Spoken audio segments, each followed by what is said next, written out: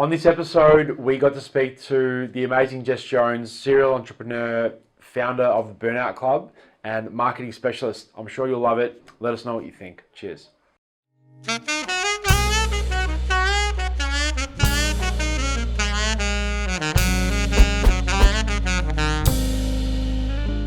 Hey everyone, welcome to another episode of Friday Night Drinks. This time we are lucky enough to have the amazing Jess Jones here with us. Welcome. Thank Superhero, you so Jess much. Jones. Yes. You've been told that before? I do, yes. It's a lot to live up to. Yeah. Absolutely. So in the vein of origin stories from a comic perspective, tell us your origin story as far back as you're comfortable going. Yeah, so how much time do we have? Oh, well, we've got a couple of bottles of wine, so right. Good. It's the weekend. The stories will get better as they go. That's it.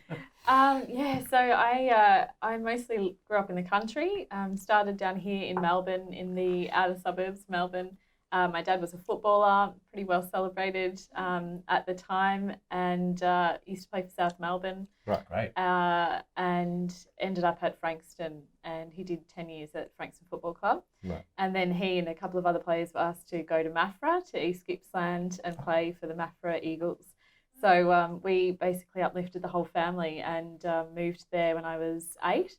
And started our country life, and it was good. Amazing. I'm really glad I got to grow up in the country, because I was a bit of a cheeky kid, and city I would have been wild. So good country upbringing, and then ended up coming back to Melbourne when I was 19, and love Melbourne so much. Yeah. So what do you think that did for you, for the way you sort of approach life, and how did you what your dad did for a living impact that? Massively. I wanted to grow up and be a footballer. I wanted to follow in my father's footsteps. I was the first child of 2. I've got an 18-month-old brother. He was never really into footy. Right. That killed Dad. Yeah, 18 months younger than you, right? Younger, yes. And he is a massive basketball fan. We both played basketball as kids. Yeah. I was a long-distance runner. I still love running. And I really wanted to play footy. Didn't have the option then. Yeah. And my brother, I think, did one season when he was perhaps 9, and my dad loved it, every moment of it. And my brother, Ben, did not love it at all.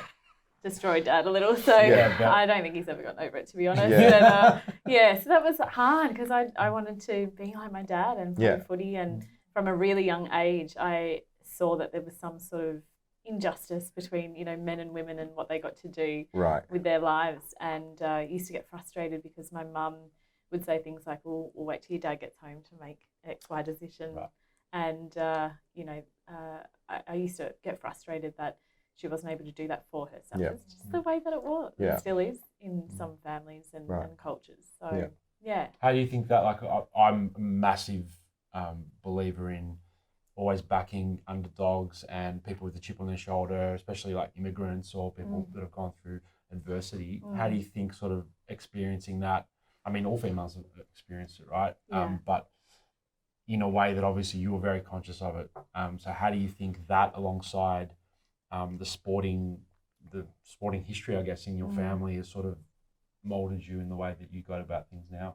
Massively. Yeah, massively. And my mum retells a story about when I was 5, and it was something as simple as, can so-and-so come for a play date or whatever it was, and Mum said, we'll wait till Dad gets home and we'll ask him, and had my hands on my hips at 5 and said, well, why can't you just make the decision for yourself?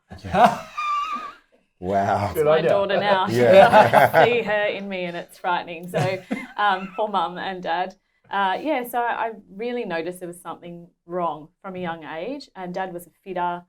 Mum worked in sort of medical in various roles, and it just seemed odd that there were no other females working with my dad in engineering, and I was constantly asking why, and it's just the way that it is. That was the answer for a long time. And even in sports, men were so celebrated back then, and still are, but finally women are finding a place through some amazing teams like, the women's soccer's always been quite huge. Women's cricket has done amazing things for women in sport, and then, finally AFLW as well. So, it's something I've always been really passionate about, and I've been quite lucky to have the opportunity to have a voice for equality in different things that I've done in careers and businesses along the way. Love it. Yeah. So tell me, so how did you go in school? Next question, no. It's a common trend. That's why I wanted to know. I loved school because I had great mates there. Yeah. But I hated school. Yeah. Yeah. I wasn't very good at it. Yeah. I wasn't. I tried. I'm not saying. I tried to do my homework and I tried to stay up late at night to do assignments and things. Good on you. You know, but I was a C student. Yeah. I wasn't an A. Yeah. But then I found things that I liked, like music, and I was A. You know, so it was like, you know. Yeah. It was harder for me because I was 8 years old when I came to Australia, so I had to find my way around with the language barrier and everything. So and had extra challenges as well thrown at you. Yeah, for sure. Were you competitive at school? Yeah. Yeah, Still I can tell. Yeah. I can tell. It's never gone away. Okay. Look, I was the same. Not academic at all. Yeah. Loved music, sport, art at the time. You know, so I got to do advanced art from about year 10, I think. I was doing a year ahead, you know. And that was about it with the advanced anything. So the rest was, I started the first girls football team at school. Okay. I went to a Catholic college in Gippsland, and it was all about boys sports and, you know, the Marist brothers, Marist teams and cricket and football, and they were the heroes of the school, blah, blah, blah. Yeah. And that was really frustrating. Yeah. So naturally, I had to go and start a girls' football team and got to be co-captain. And, you know, I still say to this day, I never really was shown how to kick footy properly. So I still, you know, Dora of a bit of a footy hero, and I still can't kick a footy properly, but I love the game so much. Yeah. So, that was pretty awesome to be able to do that. And the rest of the time it was, social, you know, had amazing mates, still friends with a lot of them today, and our whole love and passion was music and sport. Some of them as well. I, because of what you just mentioned, I do want to get back to sort of how you got into starting businesses and stuff. You just mentioned something that's important around loving what you do, and it sort of ties into your current venture, the Burnout Club. Yeah. You know, like my opinion, and we do want to get into it with you, but my opinion is that most burnout happens when either you don't love it or you're not doing it for the right reasons. How do you, like, that's a great example of how you sort of pushed yourself, you know, naturally moved to or gravitated to things that you love so that you continue to enjoy what you're doing as opposed to being bogged down and letting things that you can't control get to you. Yeah. So tell us a little bit about what you're doing with the Burnout Club. Yeah, you made a really good point. That is something that's always been important to me. I've always had this idea that life is short and we should do everything we can to be able to do the things that we love and do them well, you know, and I don't do anything by halves, so sometimes that gets me into trouble. Yeah, I saw a quote the other day, sorry to interrupt you, I saw a quote the other day and I was listening to you while you were talking and it came to my mind. I saw a quote and he said, he says, the duck said to the rabbit, you only live once. And the rabbit said, no, you live every day. And I thought that's so simple, but it is so true. We forget that we should be living every day. Absolutely. You know. Yeah. It's something that's always been important to me to remember. Yeah. And I think it's a shame that it's only when we lose loved ones or when we see our loved ones go through loss of their own that we suddenly go, what am I doing? Or you go through COVID and you go, what am I doing in my life? You know, am I happy? Am I doing what I love? And am I spending time with the right people? All those things. So it's something we should be constantly assessing and asking of ourselves. Yeah. And doing things that bring us joy and not doing them because we feel pressured to or, you know, that we have to fit a certain mould, you know, and follow that. So I've never really fit a certain mould and I'm completely comfortable and happy with that. Do you find that as you get older, you start to realise it becomes more clearer that there's no mould? Oh, for sure. Like, I still remember when I was like younger, about 27, you know, before I started developing ideas, more thorough ideas than I was when I was younger, that I started to realise, hang on, there's no mould. It's just try and mould everything around you to you. Yeah. And that's the way you grow and get happy. Absolutely. Yeah. I found that very, very, very interesting. The other day I was thinking about it and I was like, geez, I never thought about that. You know, it was like so true. It's got to do with self-awareness, right? So around the Burnout Club, you know, what's the the purpose behind it and what you're trying to achieve? Yeah, so the reason I started the Burnout Club, and I got way off track and was planning on coming back at some point, but the reason I started it is because I've been through my own burnout experiences before. Naturally, you know, these things happen to us, and it sort of pushes us to want to help other people avoid what you've been through. You want to support them, you want to teach what you've learnt, and you know, so I started this particular business during COVID. It used to be called the Dream Big Co. That's super cheesy now out loud. Glad I changed the name. And basically realised that underlying was this need to try to help business owners avoid burnout. Yeah. So I kept doing all these things and creating content, and I didn't quite have my unique selling proposition nailed. Yeah. I was just like, it's going to be education, it's going to be courses, I'm going to help people, I'm going to write. And so I was creating this content and had this idea, and then I started working with a great friend of mine, Odette Barry from Odette & Co, and she runs an awesome program called Hack Your Own PR program. So I was going through this program with her last year, and at some point we had a chat, and she said, why don't you just call it the Burnout Club? I was like, oh yeah, Nice. Okay, cool. So simple, but it made complete sense, and from there everything just fell into place. Everything, it was magic. So that was about November, I'm going to say October, November last year. I went into crazy mode, almost burnt out because I went and rebranded the whole business. I already had website, logos, everything, you know, pumped a bit of cash and time and energy into it. Didn't care. It felt right, felt good. It was all good. So did the big rebrand, was able to go and set up everything else that I needed to do, and had my mind set on this, you know, 5-week program, and all the content that I had that I'd created fit nicely into, you know, these 5 modules that kind of revolve around how we are in life and the things that we have to get done. So the time of this recording, I had this realization that started this week when I was just starting to feel this cold coming on that I'd been fighting for a few days, that perhaps I've gotten it wrong. So this is my 6th small business. I've always been pretty good at listening to my instincts and trusting my gut, and I move fast in life in general, but in business as well. And I, you know, moved pretty fast on this idea of the 5-week program, and it was our second launch of the program a few weeks ago, and the first one we had no enrollments, and I was like, you know, first launch, whatever, this is no one's business, it's new, you know, it takes some time, whatever.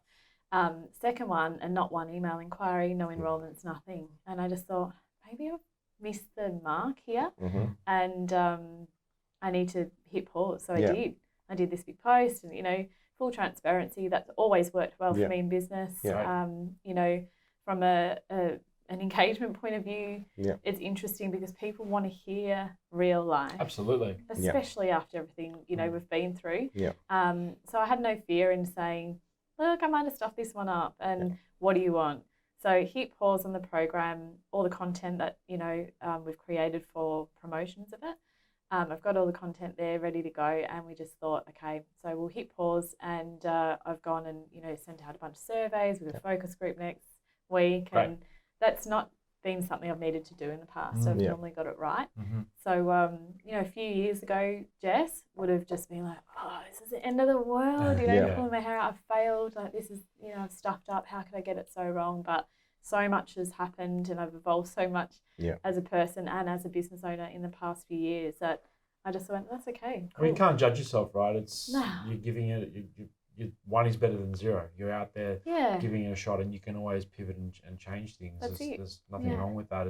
As long as you have that self-awareness and that confidence to be able to do what you've done, as opposed to sort of go in your shell or just pack it up and be like, no, this is too hard. Which also there's nothing wrong with that. If you've got something, you know, if you want to move on to something else and you feel like that it's, to your point, if you've almost burnt out, then it's good that you've done something about it. What do you know, from your research and everything that you've found, you know, what are some tips for business owners that feel like they're sort of approaching that, or sort of, you know, to avoid burnout?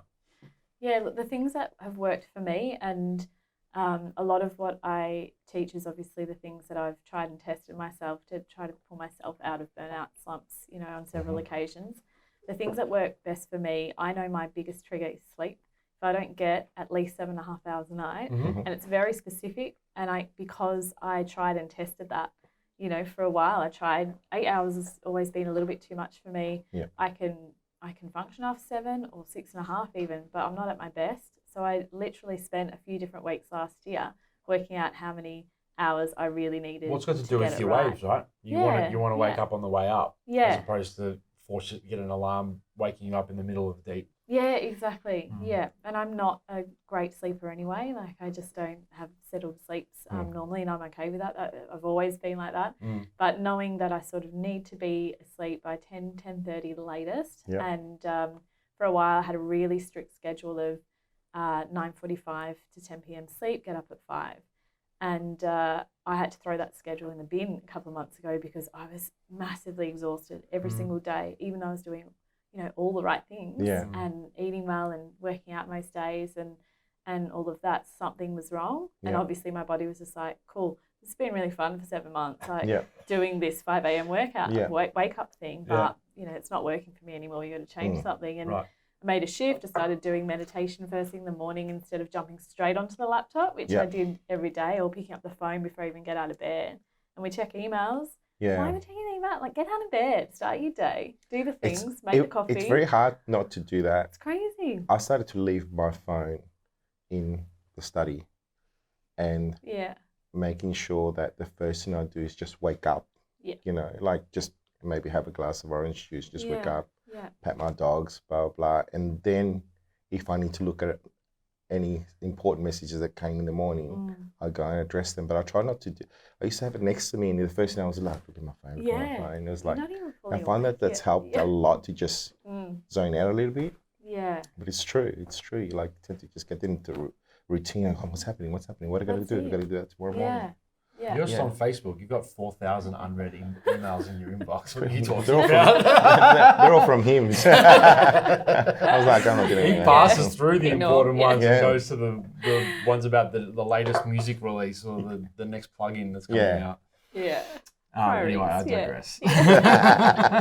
So, 3 tips to avoid burnout. Yes. So, sleep, it's different for everyone. You know, the amount of time, whatever, what time you go to bed, what time you get up, but sleep is the golden one for so many people. And trial a different amount. That's it. I think it's really important to understand that it's not just about going, okay, I got to go to bed at 10, I'll close my laptop, which is what I used to do. Close my laptop, it's bedtime, brush my teeth, get into bed. It's recognizing that you need at least half an hour, but preferably an hour before you go to bed to let your body know, hey, we're about to go relax. We're about to go sleep. Yeah. So I've learned through chatting to a lot of different people and through my own podcast that a lot of people have what they call bookends. So they start their day with almost the same routine every morning, and it might be whatever that looks like to you. It might be exercise, it might be meditation, it might be making a cup of tea in your favourite mug and going and sitting outside for a moment watching the sunrise or whatever. But making sure you have these defined amounts of time at the start of your day, the end of your day, to let your body know, right, we're about to get up, at ease into the day, not straight onto the laptop. And before bed, hey, we're getting ready to get rest now. And that might be dimming your lights, it might be putting candles on, putting some soft music on, whatever it is you're into. The other big thing for me is obviously food. Seems really obvious, but again, we all need different things. I have a pretty structured day when it comes to food. I have a shake, I have coffee, have to have coffee. Start the day with a pot of coffee. That's my ritual. Get up, make a pot of coffee, listen to the sound it makes when it's boiling, all of that. I love that, and it's a really nice ritual. Smells good too. Yeah, smells good. Yeah, that's it. Awakens all the senses. So coffee for me, as I mentioned, I now do 10 minutes of meditation. That's enough for me. My brain's like crazy. So that's enough. Calm. And then I kind of ease into, I write down a few goals for the day, not too many. And that's probably another one I'll talk about is and not having this mammoth to-do list that gives you anxiety all day because it's never ending. But just picking 3 things. And they're your top 3 things to get done that day. Another tip is I have my like business, we call each other business BFFs or business besties or accountability partner, whatever you want to call them. Soundboards. Yeah, and every morning we send each other a text, and it's got our top 3 things that we want to get done that day, That's and we cool. just put a little emoji of how we're feeling. That's it. You don't have to go into too much depth. You don't want to either, because you don't want to have to break it down. It's just, I've got to get these 3 things done today. And then at the end of the day, we try to remember to check in, how'd you go, you know, how you feeling now, whatever. And that's really important. So food's a big one. Exercise is a big one for me. I need to work out to keep sane, basically. And I've got a punching bag. So if I am really stressed or pissed off, it's handy, isn't it? Yeah. It is. Yeah, but it's good. It gets some of that crazy out and that crazy energy, and then you can go about your day. And so I do my workouts on my lunch break. You always do that. I know. I didn't notice those until you listening to the podcast, Christian just tried to pour a bottle of wine with the lid on. Yeah. Which he always does. It's because the conversation's so It's easy. the punching. You know? It's the punching that you always punching me. Yeah, I'm you're like, stressed. I'm so stressed. I need to meditate. Sorry, man. It's just too easy. It is. I love it. It's fine. Wait. Branding.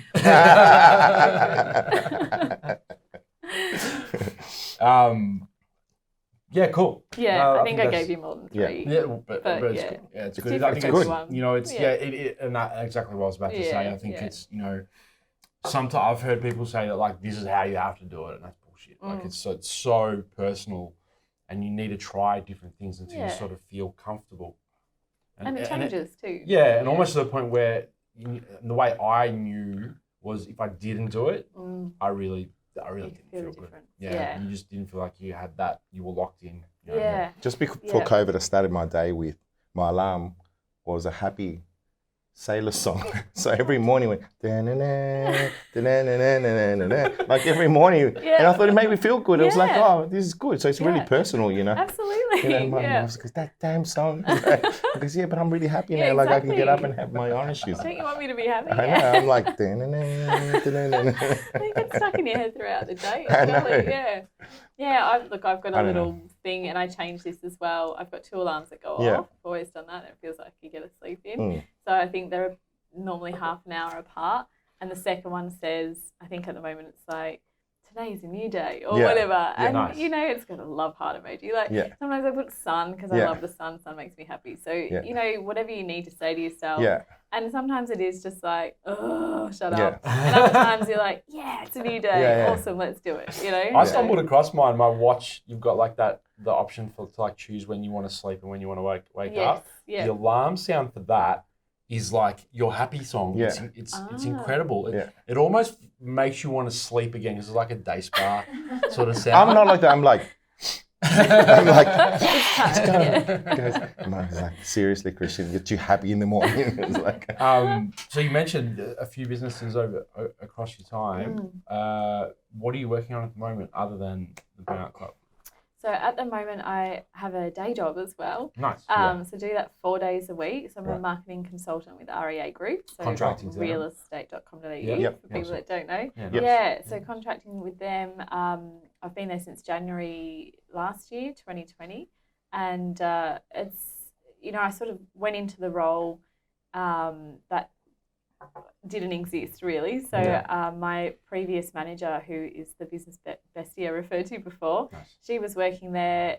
They had this gap that they needed to kind of fill, and there were quite a few different tasks that they needed done. And she knew my background and experience. We used to work together 10 years ago for Westpac Group. That's how I met Free. And so we had that connection, and we've both had several businesses over the years. So she knew my background, knew what I was capable of, knew I was looking for like a bit of a dream job. And it was just the perfect timing, you know, alignment of the universe, whatever, the moon was doing something, whatever it was awesome timing for both. So jumped into that, and, you know, I spent about 8 weeks in the office, and a lot of the time doing a bit of travel interstate for various events that I had to help with. And then being in marketing, I was able to pitch an idea for a marketing campaign, and I work in Smartline, the mortgage broking part of the business. And saw this crazy fact that said there were only 30% of the mortgage broking industry were made up of women. So, 70% men, male brokers in the industry. And I thought, well, that's absurd. What's going on there? So I did some research, and the more I got into it, I was like, this is ridiculous. We have to make a change. So I pitched this idea to get more women brokers into the business and hopefully, kind of lead the way for the industry. So they loved it, they backed it, and I got to sort of kick that off and launch this campaign. And then COVID hit, and so we all got kicked out and sent home, and we had to basically reimagine the whole campaign digitally, which was fine. And that's been incredible to be able to pitch that pretty early on in the business, not knowing anyone, and them trusting me to do it. What advice would you give women that are on that sort of like borderline? I really want to do something, but something's stopping me. Maybe kids, maybe my current job. What kind of advice would you give someone like that? Because I do have a lot of friends that are in that, they wanting to do something. And I always say, just do it. But maybe something coming from you, maybe something that you might know, something that I don't know. What would you advise them? Because there is that percentage of women that are in that borderline. Just you've got all the talent. You've got a great idea. Do it. I'm going to push you to do it. Absolutely. I think I don't want to get too deep into this, but there is this. There's still this stigma attached to women, having to be in certain roles, or being at home, or being in the kitchen, or whatever. Old school mentality. It's still around, and it's going to take generations to shift that. So I think part of it is still that need to be able to say to men and women. To boys and girls, you can do anything you want to do and be anything you want to be, and you actually can now. Whereas, my parents' generation, for instance, you really couldn't, and that wasn't that long ago. It was harder, So we are lucky that we get the opportunity to now. That it's definitely more equal than it used to be, and there are so many more opportunities for women than there used to be. Correct. But I still feel like sometimes, as supportive as people can be on the outside, there's still sometimes that underlying feeling that you could, but why would you, and that's tricky. So and I still see it every day. We're all in very different situations. I'm a single parent, so I have my kids week on, week off. Their dad and I are great mates, fortunately, and we were best mates before we got together, and that probably helped. And we've been separated nearly 3.5 years now. And so my situation is different in that I can make a decision about who or what I want to be today, tomorrow, next week. I can go do that. I don't have to check in. I don't have to. But you shouldn't really have to check in. You shouldn't have to. You should be saying, I want to do this, and my partner should be supporting you. So I'll go. Should be, but it's not always the way. No, it's not. Unfortunately, and it's not even a gender thing. Then it could be a guy, saying to their husband or wife, hey, babe, I've got this cool idea. I want to launch this business, or I want to go for this dream job that I've never thought, I could actually go and do, but it's been something I wanted to do for a long time, and now I'm brave enough to do it, or whatever. So it's just something we have to do anyway when we are in partnerships. It's a respect thing and all of that as well. So I think it depends on the situation you're in. But if it's a matter of a woman having that fear of not being able to do something and there's no evidence that they can't do it, absolutely go for it. Don't let anything hold you back. That's advice for anyone, though. I love the saying of, if anyone who looks like you has done it, you can do it too. That's right. People should use that as inspiration if they need it. You can't be what you can't see thing. And the more that we are whatever we want to be, the more we show younger generations that it's possible for them as well. Absolutely. Don't want to put you on the spot. You don't have to answer this, but I think it's going to be a positive answer because I know REA are great operators. So we have something in our business, and we try and avoid burnout wherever we can as well, especially with our team, obviously with ourselves too. So we've got something called Cloud Time in our business, which is essentially uncapped leave. So because we're really project based, sometimes we need to work late or push to get things done. So when people feel like they've overworked or they've really felt like they're close to burning out, essentially, we they sort of just, as long as they let us know, I need a few days, Mm-hmm. like no worries, so it doesn't eat into their annual leave Yeah. accumulation or anything like that. And I think, and we even had some forced cloud time days last year during COVID just to help sort of break it up a bit. Yeah. What did REA do to help the team during that tough time to sort of... Yeah, we definitely had some company-wide closure dates that was helping the employee and the employer at the same time. Mm-hmm. They've got some great wellness programs in place, working with Benny Button. Yeah. And they've got, assessments you can do anytime to check in with yourself, to see how you're feeling. And if it's a low score, it gives you options of, ideas of things that you can do to help. They've got a great employee something program. What's it called? EAP. They've got them everywhere. I forget what they're called. Assistance. It might be employee assistance program. I know it's quite a standard thing for companies to have. And in the actual workplace, it's a really cool space. It's a really awesome place to be and to work. So you can basically hot desk. No one has the same desk every day. So you get that ability to kind of move around, and you get fresh perspective as well when you have the ability to do that. But obviously you have all the cool stuff that you have in corporate offices, free fruit, coffee machines, cafe downstairs, all that stuff. But it all contributes to your employees being happy at work, which is cool. Yeah, that's cool. Absolutely. Friday quickfire. Yep. We've got some questions that you just a couple word answers if you can. Yeah. Sometimes. So I'll ask you, have to answer really quickly. Okay. What would be the perfect life for you? Not working for someone else and just running my own business. Awesome. What kind of classes do you wish existed when you were going to school? Probably singing. I always thought I was going to be a famous singer. Okay. That's I awesome. loved music. We had music class, but to be able to be taught how to sing and all that kind of stuff. I always thought footy. business should have been a little bit more like a Oh, business our school was course. nowhere near anything Yeah, like that I back know. then, but I know it's better now. Yeah. Awesome. Who or what has influenced you most of your life? Look, it's probably changed a lot Yep. depending on what I've been passionate about. I've been passionate about entrepreneurship since I was about 21, so Yep. I've always been a little bit obsessed with Richard Branson. Yep. Yeah, He's pretty cool. growing up, it was musos really. I loved, still love music, so it was just wanting to be a famous singer and follow all the Awesome. stars. What is the best thing about your life right now? Having the flexibility I have to live the life that I live with my business, work, kids, sport, music, getting to do all the things that I love. Yeah. And the last one, is there something that you've wanted to do for a long time but haven't done it yet? Yes. What is it? Well, so I haven't sung live. My hands got immediately Yeah. sweaty for about 20 years. Right. And I would love to do like an open mic night or something. Let's do it. Where's the mic? Get the mic. Bring out the Give me the guitar. mic. We've got the speakers, we've got the studio, we'll record you right now. Let's do it. Yeah, that's a big Awesome. one. Thank Yeah. you. That's it. Thanks so much for coming along. You need to make this bigger. You know I can't see these. Swear your glasses. I'm like, Thanks so much, everyone. See you next time. thank you.